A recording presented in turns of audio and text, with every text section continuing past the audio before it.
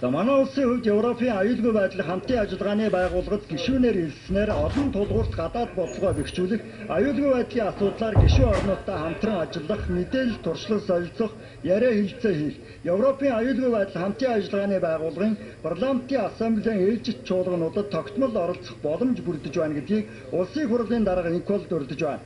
Манай улсыг дэмжиж Европын аюулгүй байдлын хамтын ажиллагааны байгууллагын бүрэн эрхт гишүүнээр хэлсүүлсэн талархж байна гэдгээ Монгол улсын ерөнхийлөгч Илбэг Дорж илэрхийлээд байна.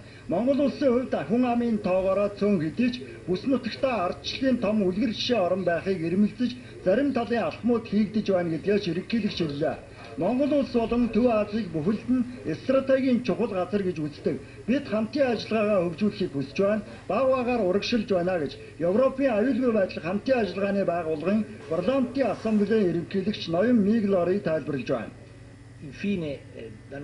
Европын аюулгүй байдлын хамтын ажиллагааны байгууллагын хувьд аюулгүй байдлын хамтын ажиллагаа хүний эрхийн чиглэлээр ажилладаг.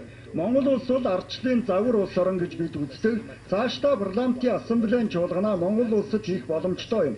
Одоогоор парламентын ассамбле 320 гишүүнтэй байгаа. Цаашид Монголын төлөөллийн 4 гишүүн нэмэгдэж ажиллах болно.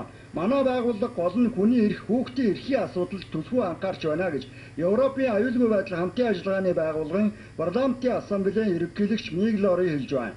324 membri За манай улсын хувьд Европын аюулгүй байдлын хамтын ажиллагааны байгууллагын бүрэн эрхт гишүүнээр нэгдсэн чухал алхам болсон. Энэ байгууллагын парламентын ассамблеийн ерөнхийлөгчийн ажил хоёр талын хамтын ажиллагааг илүү өргөдөх боломжийг олгож байна гэдгийг гадаад харилцааны сайд болд хэлж байна.